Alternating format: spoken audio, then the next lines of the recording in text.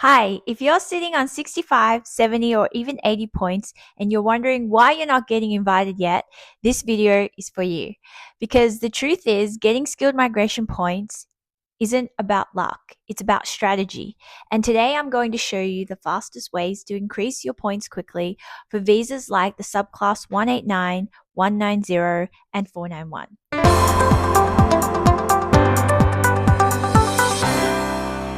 Hi everyone, my name is Nikki and I've been a registered migration agent for the past 7 years. I'm passionate about helping migrants navigate the visa process and build a better future in Australia. There's nothing more rewarding than seeing someone achieve a life-changing opportunity and finally succeeding. So if you're serious about PR, well, let's get into it. Tip 1.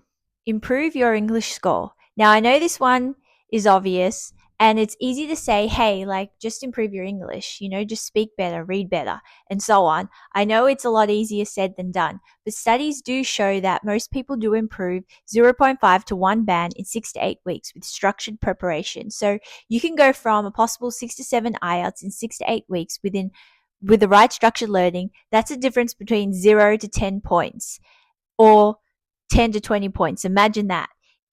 So that is the quickest way and your biggest weapon to improve, your score. So that means if you go from IELTS 6 to 7, you could gain 10 points instantly. And for many people, those extra points are the difference between waiting 3 years or getting invited this year. I've put in the comments some free online practice tests, so you can have a look at that later on. Another quick tip, if IELTS is too hard, consider PTE because many applicants find it easier to score higher. Tip 2, NATI CCL. One of the most underrated ways to increase points is the NATI CCL test. If you passed, you get an extra 5 bonus points. Now, what is it? It's a translating test, but don't worry, you don't need to be a professional translator or Jason Bourne. Plenty of people pass with 6 to 8 weeks of preparation. If you speak a second language like Khmer, Mandarin, Hindi, Vietnamese, Arabic, this is one of the easiest points booster. It's a 20-minute online test where you interpret 2 dialogues. Each dialogue has 300 words and you interpret sentence by sentence. This can be your easiest way to gain 5 points quickly. Tip 3, a professional year. If your occupation is in accounting, IT, engineering, you might have heard of this. You might be eligible for a professional year program. That gives you 5 points. I know it can be pretty costly, but if you're stuck just below the invitation range, it can absolutely be worth it. Tip 4, get state nomination. If you want a major points boost, state nomination is huge. Here's the difference. Subclass 190 nomination gives you an extra 5 points. Subclass 491 nomination gives you an extra 15 points.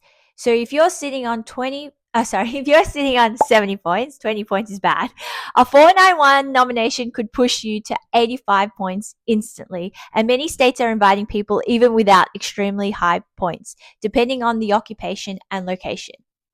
Tip 5, partner points. This is a tricky one because you can gain 10 points by having a partner who has these main requirements: competent in English, skills assessment in an eligible occupation, and is under the age of 45.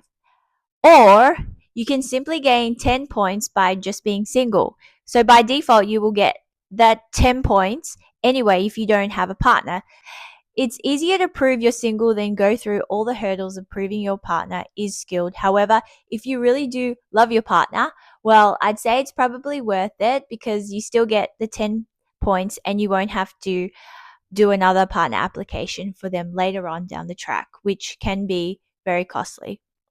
So if your partner doesn't have a skills assessment, you may still get 5 points if they have competent English. Tip 6. You can claim extra work experience points. So a lot of people underestimate how valuable work experience points are. You can gain points for overseas skilled employment three years equals 5 points, 5 years equals 10 points, 8 years can equal 15 points. Obviously, if you have a strained skilled employment, 1 year equals 5 points, 3 years equals 10 points, 5 years equals 15 points, and 8 years equals 20 points. But here's the catch.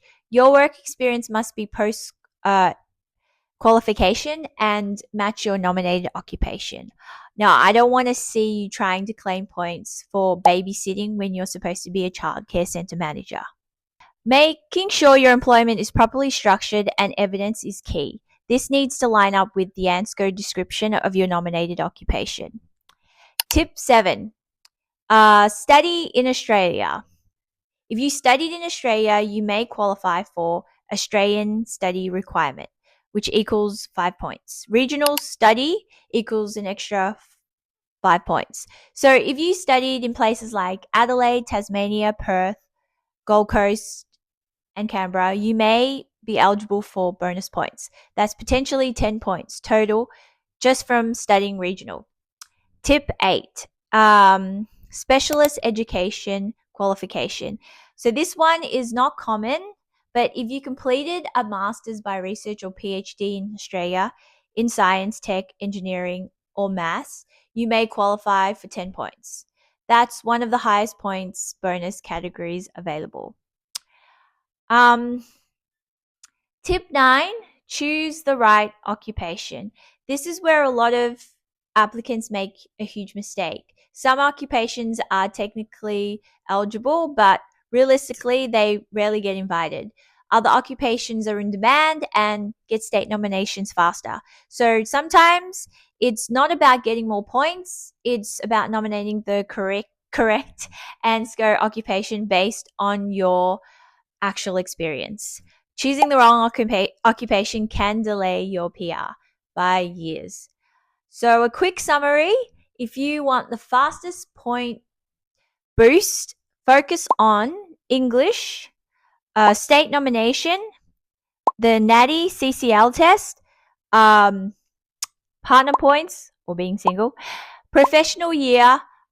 These are the biggest quick wins I see with my clients. So if you liked this video and found this helpful, please subscribe and check out my other videos. Thank you.